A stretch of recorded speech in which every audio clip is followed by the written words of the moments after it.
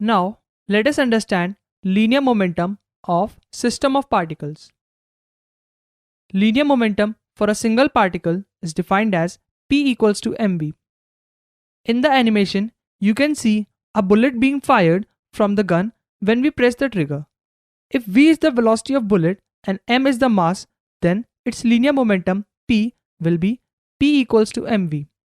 For a single particle, Newton's law can be written as F equals to dp by dt, where F is the force on particle. Let us consider a system of n particles with masses m1, m2 and so on up till mn respectively, and velocity v1, v2, v3 and so on up till vn respectively. Thus, the linear momentum of the particle is m1 v1, m2 v2 and so on up till mn vn.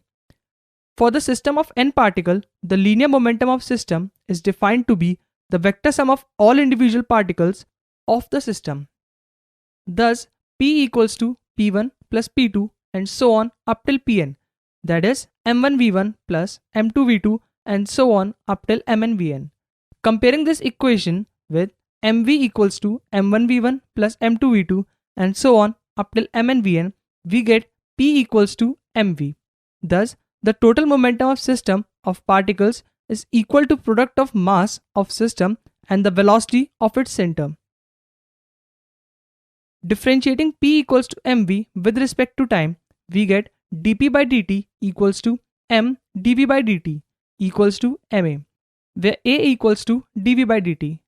Comparing equation dp by dt equals to ma and equation ma equals to f external, we get dp by dt equals to f external. This is the statement of Newton's second law extended for a system of particles. Suppose now that the sum of external forces acting on particle is 0. Then, using equation dp by dt equals to f external, we get dp by dt equals to 0 or p equals to constant.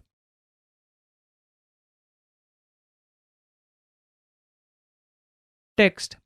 Thus, when the total external force acting on system of particle is 0, the linear momentum of system is constant. Because of equation P equals to mv, this also means that when the total external force on the system is 0, the velocity of center of mass remains constant.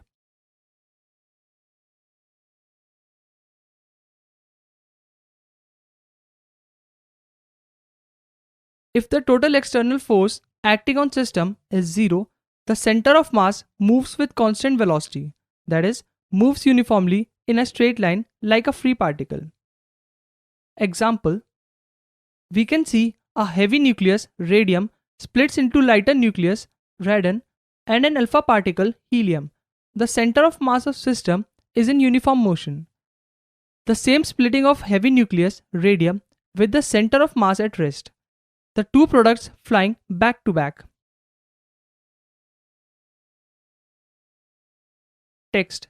In the first example of radioactive decay of moving unstable particle like the nucleus of radium, the radium nucleus disintegrates into nucleus of radon and alpha particle.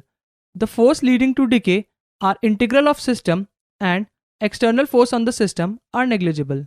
So, the total linear momentum of the system is same before and after decay. The two particles produced in the decay, the radon nucleus and the alpha particle, move in different direction in such a way that their center of mass moves along the same path.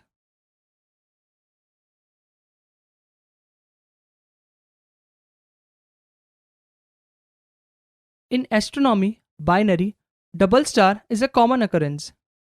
If there is no external force, the center of mass of double star moves like a free particle.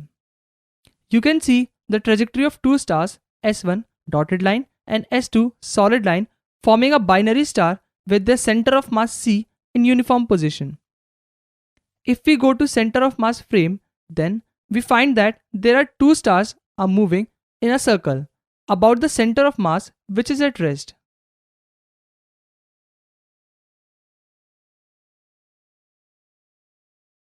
Key point.